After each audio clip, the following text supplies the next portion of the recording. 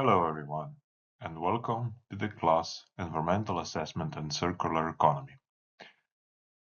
Environmental Assessment and Circular Economy class was developed within the Erasmus Plus project, Green Youth Employability, which is co-funded by the European Union.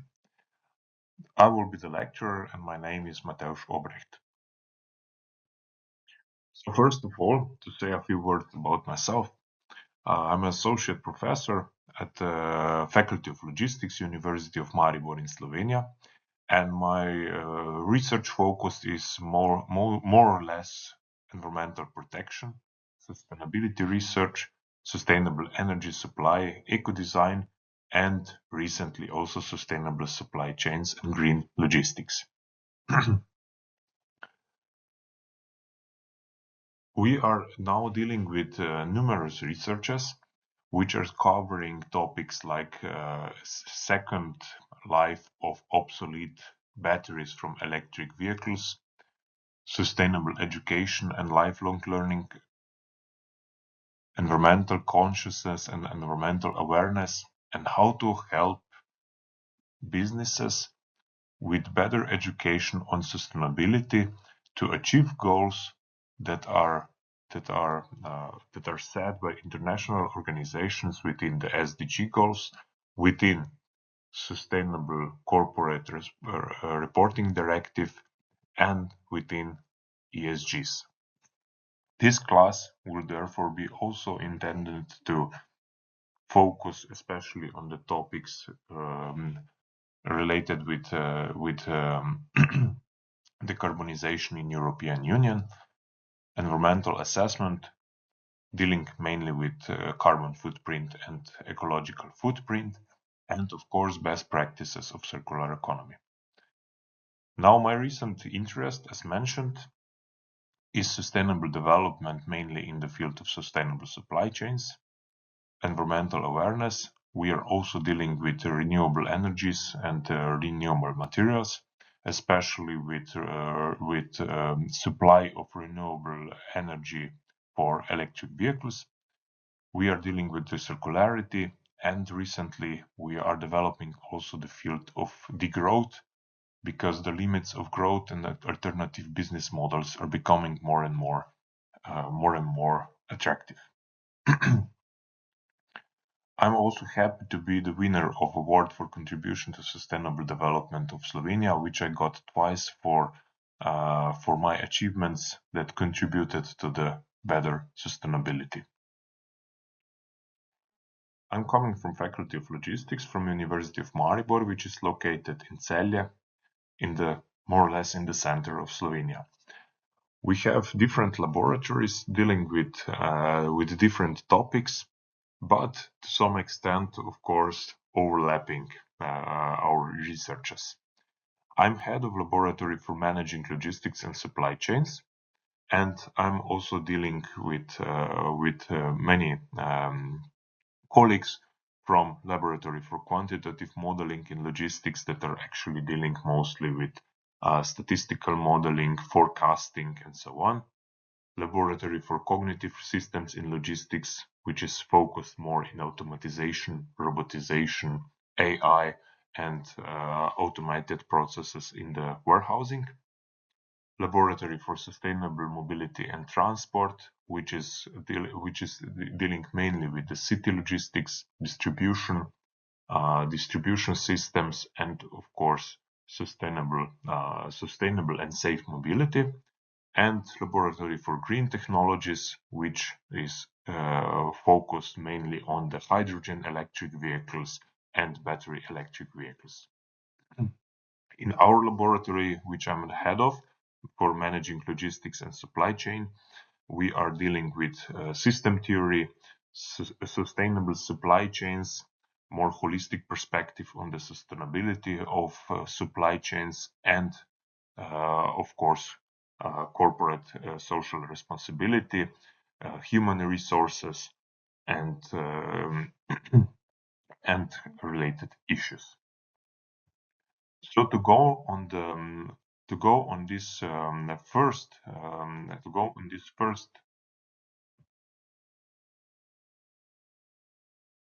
The focus of this content is, as mentioned, environmental assessment, circular economy, and combining both topics to achieve the final goal. So what is the final goal? The final goal of this session is to be able to prepare environmental assessment data, to lead decarbonization projects, to develop system thinking, leadership, communication, and change management within the environmental with the help of environmental assessment and circular economy practices. So we will focus on theory, and you will get practical assignments also to work independently. So it is going to be a combination of theory and practice. Regarding environmental assessment, we will analyze and try to minimize human impact on the environment and learn why every gram of CO2 matters. Students will learn how to use environmental assessment tools like carbon footprint calculators, ecological footprint calculators. We will also present life cycle assessment as the most comprehensive methodology for environmental assessment. However, we will not thoroughly deal with that because this is a little bit more complex. We will also relate to the European Union legislation related with European Union taxonomy, ESGs, and Corporate Sustainable Reporting Directive for organizations. Why? Because this is the backbone and the main reason why environmental assessment is going to boost in the future, and why all the companies are actually going to start to deal with environmental assessment. On the other hand, we will talk about circular economy. So why the circular economy matters? Circular economy is actually one of the things that especially Europeans are most interested for. But why are we so interested for? Because European Union is actually lacking raw materials. We don't have much oil reserves.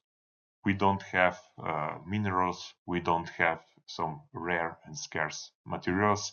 And all of this is being imported from Africa, Asia, Americas, or anywhere else. And because we are importing all of this, and on the other hand, we are the wealthiest continent on the planet, that means that we are consuming a lot of goods and creating a lot of waste out of them.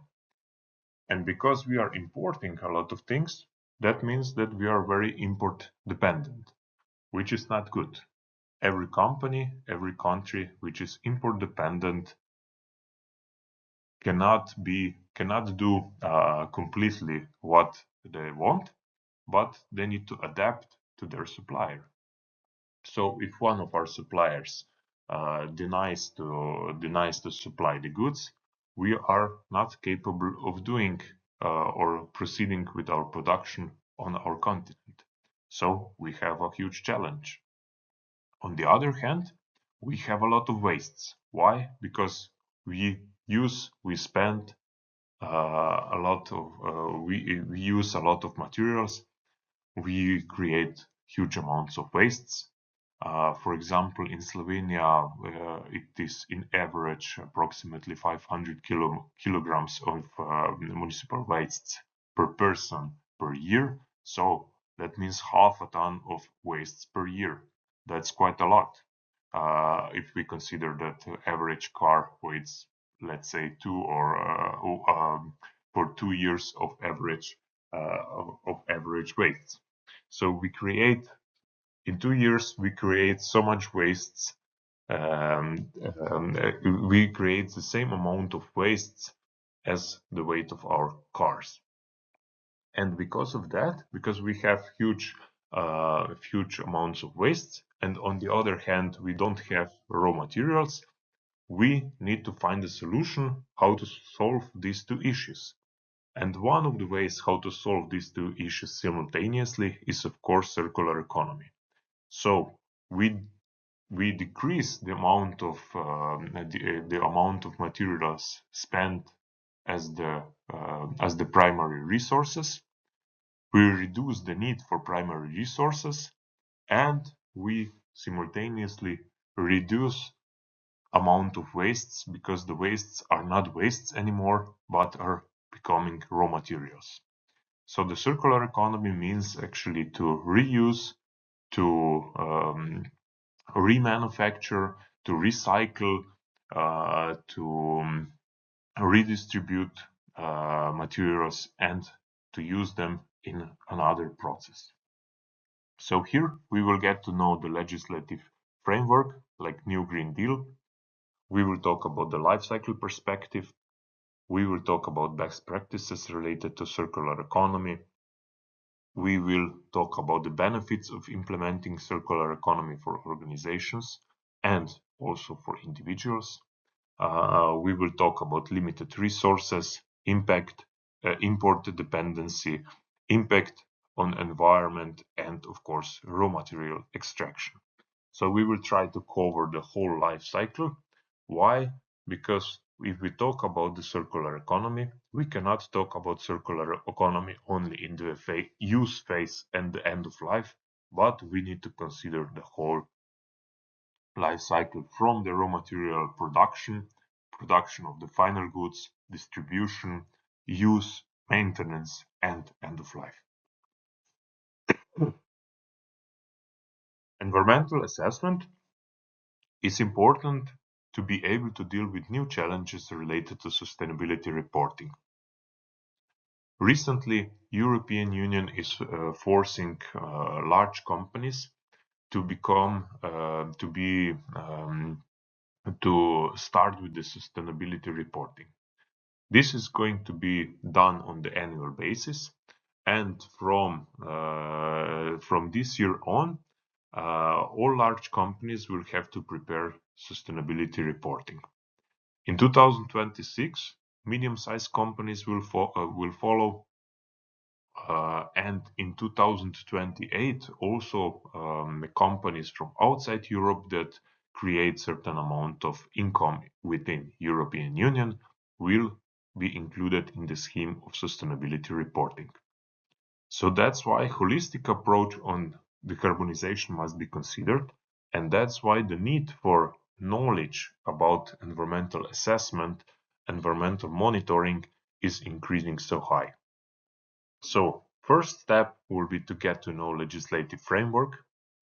Then we will get to know, and of course also try, tools for calculating carbon footprint, tools for calculating ecological footprint, and I will also show you one or two cases of the life cycle assessment done in the practice, and what was the output, how it looks, so to be able to base your decisions on the data sets that follow from the life cycle assessment. However, we will not deal only with the carbon footprint calculations, but we will also try to develop more sustainable solutions. Environmental assessment or carbon footprint assessment is only the first step. So that means if a company or individual makes an environmental assessment, it gives you some information, it gives you data, what are the hotspots, where you create the most emissions, where you spend where are you the most influential for environment. And when you see the processes, for example, transportation, heating, electricity consumption, flying, where you create the most emissions, you can start dealing with improvements. And we will also calculate potential benefits of improvements. So we will deal with, for example, cases how our carbon footprint changes if we replace driving with a car with driving with trains, how our carbon footprint or how ecological footprint changes if we change our diet and become base our diet on the plant-based food, how our consumption of energy and our emissions from household heating can change if we reduce our heating for 1%, for 1 degree Celsius, and so on and so on. So the main focus of this part will be to get to know tools and theory on carbon footprint, and to increase your awareness, and to be, of course, with the final consequence to be able to propose improvements and to be able to also calculate how much better the improvement is from the previous state. The next part will be circular economy, and the circular economy will be focused, as mentioned, on the life cycle perspective. We will talk about the best practices. Here you have a case of Freitag bag. I don't know if you know it or not.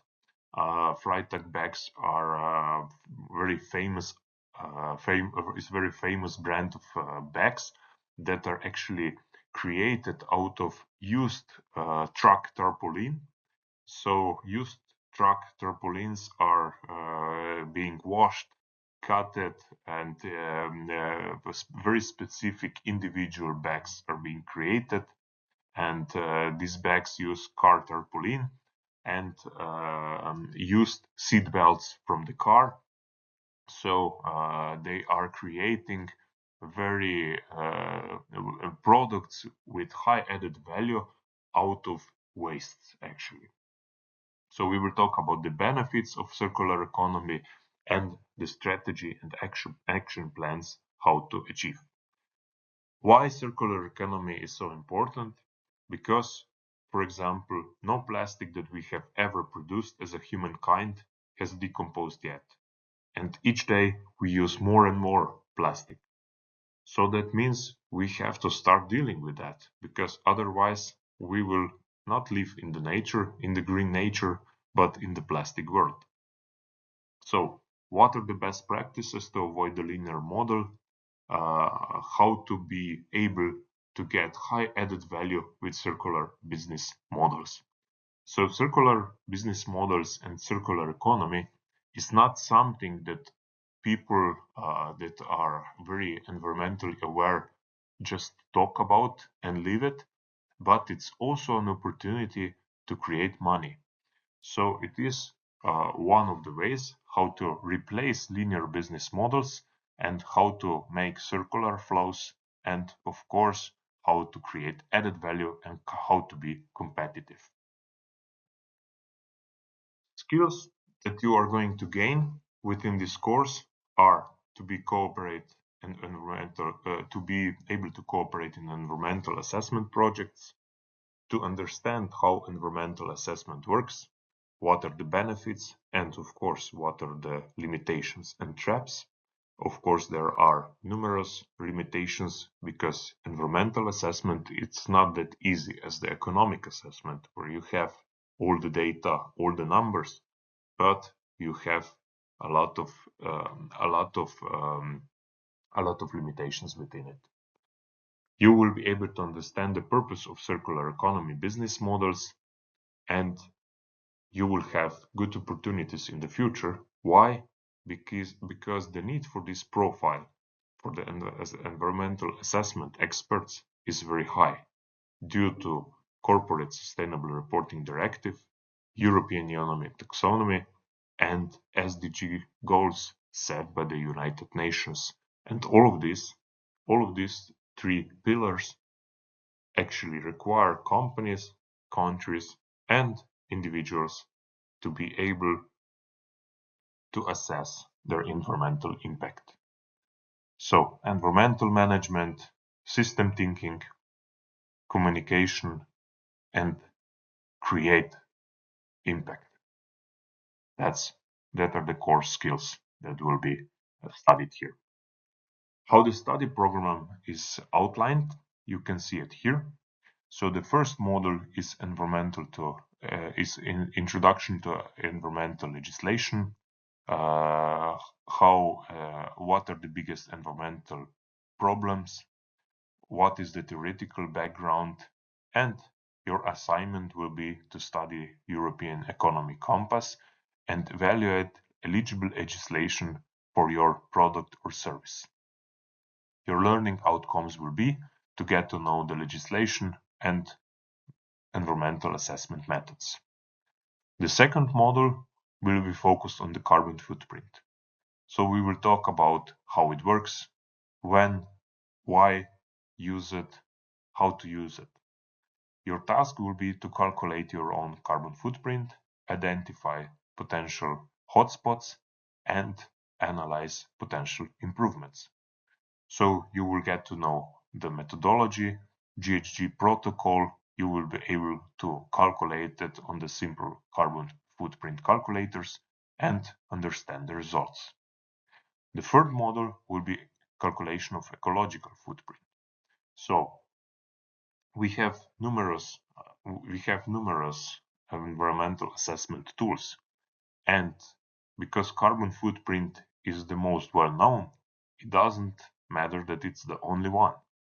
So we will also talk about the ecological footprint. So ecological footprint is actually methodology or method to assess how much space, how much land you need for your way of living or for your creation of a product in a company or for taking care of one process in the company. You will also calculate your ecological footprint and propose improvements. Within the single ecological footprint, you will understand the results, identify main impacts, and propose measures for decreasing your ecological footprint. The fourth model will be based on the circular economy, so especially the background and the theoretical framework of the 9 R's and practical cases of circular economy business models. So you will be able to see how it works, what is circular economy, what is the background, what is the theoretical part that we need to follow, and what are, of course, the best practices which we can learn from. The fifth model, the last one, will be about increasing awareness and changing perception. So we all know that we live in a time that urge for sustainable action. So here your task will be to prepare incentives for sustainable movement. So to act as a game changer and develop and test one strategy for increasing awareness in practice. I will explain what are the potential tasks, what are the potential segments to work in, but I would like you to be open-minded. I don't want to close you in a black box, so I will be open to all of your proposals. So learning outcomes will be to get to know the importance of changing behavior, increasing awareness, achieving sustainability in the future, and increasing awareness for changing our habits. I'm quite sure that there is lots of potential for more sustainable technology, for green transportation, for a more efficient use of resources. But all of the technology in this world does not bring any value if we don't make changes in our habits as well. So the only way to the prosperous, sustainable future is to invest into technology, sustainable technology, and to change our habits. And many times, adapting new technology is much easier than to change the habits. So we will also see the cases how to do that. As mentioned, potential career paths will be numerous in the future for the experts. with the knowledge in the field of circular economy and environmental assessment. So, environmental managers, promoters of sustainable lifestyle, influencers, maybe, environmental educators, experts for environmental assessment, sustainability advisor, or trainer to train employees, colleagues for sustainability. Many other new careers that do not exist yet will be developed in the future. And all of this knowledge that you will gain here will help you to be more competitive on the labor market. Here are some of my contacts, so if you will have any questions, of course, I'm open for the discussion. I look forward to start the class with you, and I hope that you are interested to get new knowledge as well.